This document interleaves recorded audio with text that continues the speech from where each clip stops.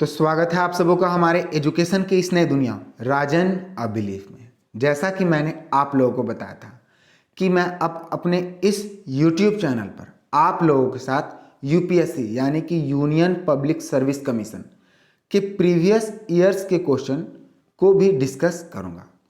तो मैंने इस वीडियो में आप लोगों के साथ वर्ष 2015 किस वर्ष का वर्ष 2015 में पूछे गए 5 प्रश्नों को डिस्कस करूंगा जो कि भारतीय राज्य व्यवस्था से पूछे गए प्रश्न हैं। तो चलिए इस वीडियो को अब शुरू करते हैं। इस वीडियो को शुरू करने से पहले मैं आपको एक छोटी सी बात और बता दूं कि मेरा उद्देश्य केवल आपको इस तरह के इंपॉर्टेंट कंटेंट्स को प्रोवाइड करके आपके परीक्षा में उत्तीर्ण हेतु आपकी मदद करना है, बस। अब चलिए शुरू करते हैं। आज का जो हमारा पहला प्रश्न होगा वो इस प्रकार होगा। निम्नलिखित कथनों पर विचार कीजिए। पहला, भारतीय संघ की कार्यपालिका शक्ति प्रधानमंत्री में निहित है। और दूसरा, प्रधानमंत्री सिविल सेवा बोर्ड का पदेन अध्यक्ष होता है। अब आप लोगों को इन दोनों ऑप्शंस को एनालाइज करके आप लोगों को सही बताना है कि उपरोक्त कथनों में से कौन सा या से कथन सही है या है। तो आपको अगर आता है तो आप कमेंट सेक्शन में वीडियो को रोक के दे दें, इसका उत्तर दे दें, नहीं तो मैं आपको बताता हूँ। देखिए, भारतीय संघ की कार्यपालिका शक्ति प्रधानमंत्री में निहित है, तो ये सीधा गलत है। कैसे? क्योंकि हम लोग, अगर आप लोग राष्ट्रपति के बारे में संविधान से पढ़े होंगे तो वहाँ सीधा अनुच्छेद 53 से पता चलता है कि भारतीय संघ की कार्यपालिका शक्ति राष्ट्रपति में निहित है, ना कि प्रधानमंत्री में। और अगर बात सिविल सेवा बोर्ड के पदेन अध्यक्ष की है तो सिविल सेवा बोर्ड के पदेन अध्यक्ष भारत सरकार के मंत्रिमंडलीय सचिव होते हैं, ना कि प्रधानमंत्री। तो इस प्रश्न का जो उत्तर होगा वो ऑप्शन डी होगा। अब यहाँ दो शब्द हैं, एक संघ की कार्यपालिका और दूसरा सिविल सेवा बोर्ड। तो मैं आपको इन दोनों पॉइंट्स को थोड़े से डिस्क्राइब कर देता हूँ। अगर इस पॉइंट की बात करें, संघ की कार्यपालिका, तो भारतीय संविधान के भाग 5 यानी कि पार्ट 5 के अंतर्गत अनुच्छेद 52 से 78 तक संघ की कार्यपालिका का वर्णन है। ये हो गया। और संघ की कार्यपालिका में राष्ट्रपति, उपराष्ट्रपति, प्रधानमंत्री, मंत्रिमंडल तथा महान्यायवादी शामिल होते हैं। फिर से बोलता हूँ, कौन कौन शामिल है? एक राष्ट्रपति, उपराष्ट्रपति, प्रधानमंत्री, मंत्रिमंडल और महान्यायवादी शामिल हैं। ये तो हो गया संघ की कार्यपालिका।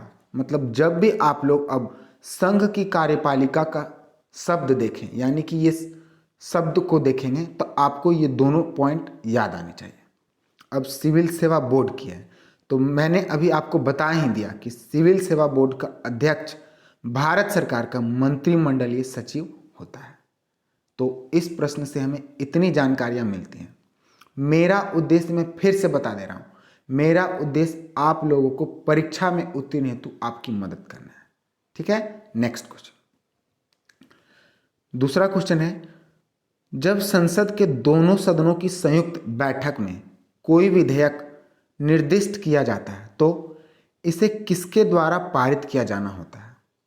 तो इसका उत्तर आपको देना है। अगर आता है तो कमेंट सेक्शन में लिखिए, या फिर मैं ऑप्शन को पढ़कर इसका उत्तर देता हूं। पहला ऑप्शन, उपस्थित तथा मत देने वाले सदस्यों का साधारण बहुमत। दूसरा, उपस्थित तथा मत देने वाले सदस्यों के 3/4 बहुमत। तीसरा, सदनों का 2/4 बहुमत। और चौथा, सदनों का पूर्ण बहुमत। तो इसका जो उत्तर होगा वो पहला होगा, यानी कि क्वेश्चन नंबर 2 का ऑप्शन ए सही है। वो कैसे, आपको डिस्क्रिप्शन में पता चल जाएगा। संयुक्त बैठक के बारे में पहले मैं आपको बता दूं, जब राष्ट्रपति के द्वारा दोनों सदनों के सदस्यों को संयुक्त रूप से एक बार बुलाया जाता है उसे संयुक्त बैठक कहते हैं। अच्छा, ऐसी क्या जरूरत पड़ जाती है कि राष्ट्रपति को संयुक्त बैठक बुलाना पड़ता है? तो इसके 3 मुख्य कारण हैं, और वो कौन कौन से हैं देखिए। जब संसद के किसी भी एक सदन के द्वारा एक विधेयक को, यानी कि एक सदन मतलब कि या तो लोकसभा हो या राज्यसभा, कोई भी हो, यानी कि एक सदन के द्वारा एक विधेयक को पास करके दूसरे सदन को भेजा जाता है, तो दूसरा सदन क्या करेगा? यदि विधेयक को दूसरे सदन अस्वीकार करता है या फिर यदि दूसरा सदन विधेयक में किए गए संसाधनों को मानने से इनकार करता है, और तीसरा कि यदि सदन द्वारा बिना विधेयक को पास किए 6 माह से अधिक समय हो जाए, तब इन तीनों स्थिति में राष्ट्रपति के द्वारा संयुक्त बैठक बुलाना पड़ता है। और ऐसा अगर किसी विधेयक पर लाया जाता है, तब क्या होगा कि वहाँ पर उपस्थित और मत देने वाले सदस्यों के साधारण बहुमत से ही विधेयक, जो कि गतिरोध पैदा करता है, पास हो जाएगा। ठीक है। अब और भी कुछ अन्य महत्वपूर्ण तथ्य हैं। संयुक्त सत्र को राष्ट्रपति के द्वारा बुलाए जाने का प्रधान यानी कि प्रावधान होना चाहिए यहाँ भारतीय संविधान के अनुच्छेद 108 में है, और अब तक केवल 3 बार संसद की संयुक्त बैठक आयोजित की गई है। अब कौन कौन सी बार? पहला, दहेज प्रतिषेध विधेयक, जो कि 1960 में बैठाया गया था। ठीक है। दूसरा, बैंक सेवा आयोग विधेयक, जो कि 1977 में बैठाया गया था। और तीसरा, आतंकवाद निरोधक विधेयक, और इसे वर्ष 2000 में राष्ट्रपति के द्वारा इस विधेयक को पारित करने के लिए दोनों सदनों के सदस्यों को संयुक्त बैठक के लिए बुलाया गया था। तो इस प्रश्न से भी हमें इतनी जानकारी मिलती। नेक्स्ट क्वेश्चन, राज्य के नीति निदेशक तत्व के बारे में निम्नलिखित कथनों पर विचार कीजिए। पहला, यह तत्व देश के सामाजिक आर्थिक लोकतंत्र की व्याख्या करते हैं। और दूसरा, इन तत्वों में अंतर्विष्ट उपबंध किसी न्यायालय द्वारा परिवर्तनीय नहीं है। तो इसका जो उत्तर होगा वो बहुत ही आसान होगा। इसका उत्तर दोनों यानी कि सी सही है, यानी कि दिया गया दोनों सेंटेंस, पहला कि यह तत्व देश के सामाजिक आर्थिक लोकतंत्र की व्याख्या करता है, तो जी हाँ, हमारे देश का जो नीति निर्देशक तत्व है वो भारत के देश का मतलब भारत के सामाजिक आर्थिक और लोकतंत्र की व्याख्या करता है, और इन तत्वों को न्यायालय के द्वारा परिवर्तन नहीं किया जा सकता है। तो ऑप्शन सी सही है। अब चलिए, अब बात नीति निदेशक तत्व की है, तो मैं आपको इसके बारे में कुछ बता देता हूँ। नीति निदेशक तत्व भारतीय संविधान के अनुच्छेद 36 से 51 तक राज्य के नीति निदेशक तत्व से संबंधित प्रावधान है। नीति निदेशक तत्व को आयरलैंड के संविधान से लिया गया है, और नीति निदेशक तत्व कोई संवैधानिक अधिकार नहीं है। और यही कारण है कि देखिए, मैंने इसको डार्क में लिखा है, और यही कारण है कि न्यायालय द्वारा इन्हें कार्यान्वित करने के लिए बाध्य नहीं किया जा सकता, और इसका उल्लेख जो है अनुच्छेद 37 में मिलता है। तो इसे भी आपको याद कर लेना, अगर याद है तो बहुत अच्छी बात है। नेक्स्ट क्वेश्चन को देखते हैं। भारत में संसदीय प्रणाली की सरकार है क्योंकि, इसका उत्तर ऑप्शंस को पढ़ने के बाद में दूंगा, तब तक अगर आपको आता है तो कमेंट सेक्शन में फिर से लिखें। इससे क्या होगा ना कि आपको रिवीजन होगा और याद करने की क्षमता में वृद्धि होगी। तो पहला ऑप्शन है, लोकसभा जनता द्वारा प्रत्यक्ष रूप से निर्वाचित होती है।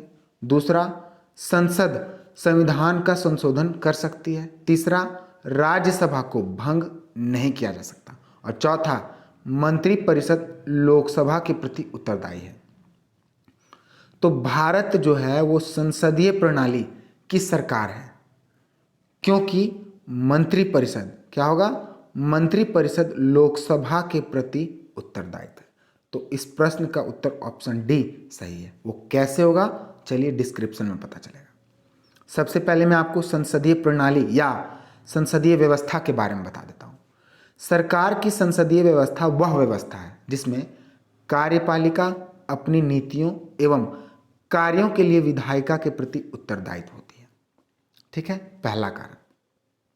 और इस व्यवस्था से बने सरकार को कैबिनेट सरकार, उत्तरदायी सरकार और या सरकार का वेस्टमिंस्टर स्वरूप भी कहते हैं। तो आपको कभी कभी इस प्रकार से भी प्रश्न दे देगा कि संसदीय प्रणाली से जो सरकार बनता है उसे किस किस नाम से जाना जाता है। 3-4 ऑप्शन दे देंगे जिसमें से एक रहेगा, ठीक है, और अगर 2 रहेगा तो फिर कुट दे के दे देगा। तो इसे आपको रिलेट करना होगा ताकि आपका जो मेंटल स्ट्रेंथ है वो बढ़े। तीसरी पॉइंट की बात करें तो यह संसदीय प्रणाली भारत के अलावे ब्रिटेन, जापान और कनाडा में भी प्रचलित है। यानी कि ये जो संसदीय प्रणाली है, मैंने जो अभी बताया कि मंत्रिपरिषद लोकसभा के प्रति उत्तरदायित्व होगा, तो ये भारत में ही नहीं बल्कि कहाँ कहाँ, ब्रिटेन, जापान और कनाडा में भी प्रचलित है। भारतीय संविधान में केंद्र और राज्य दोनों सरकार के संसदीय स्वरूप की व्याख्या करता है। तो अगर हम लोग पहले केंद्र की बात करें तो केंद्र का संसदीय स्वरूप अनुच्छेद 74 और 75 से पता चलता है, और किसी भी राज्य का संसदीय स्वरूप अनुच्छेद 163 और अनुच्छेद 164 से पता चलता है। तो इसे आपको याद रखना है। अब बात अगर संसदीय सरकार की है या प्रणाली की है तो उसकी कुछ विशेषताएं हैं जो मैं आपके साथ डिस्कस करना चाहता हूं। पहला, नाम मात्र एवं वास्तविक कार्यपालिका। दूसरा, बहुमत प्राप्त दल का शासन। तीसरा, दोहरी सदस्यता। चौथा, प्रधानमंत्री का नेतृत्व।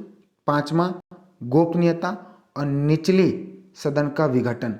छठा विशेषता है। तो इन सारे विशेषताओं के साथ साथ इन सारे इंपॉर्टेंट पॉइंट्स को याद रखना है। नेक्स्ट क्वेश्चन, और इस वीडियो का लास्ट क्वेश्चन, क्योंकि आज मैं पहली बार इस वीडियो को बना रहा हूं। अगर आप लोगों का अच्छा रिस्पॉन्स आया तो मैं बनाऊंगा, अन्यथा छोड़ दूंगा, क्योंकि अगर आपको किसी भी प्रकार का लाभ होता ही नहीं है तो बनाने से क्या फायदा, है ना। तो चलिए देखते हैं इस प्रश्न को भी। निम्नलिखित में से कौन भारत के संविधान का अभिरक्षक है?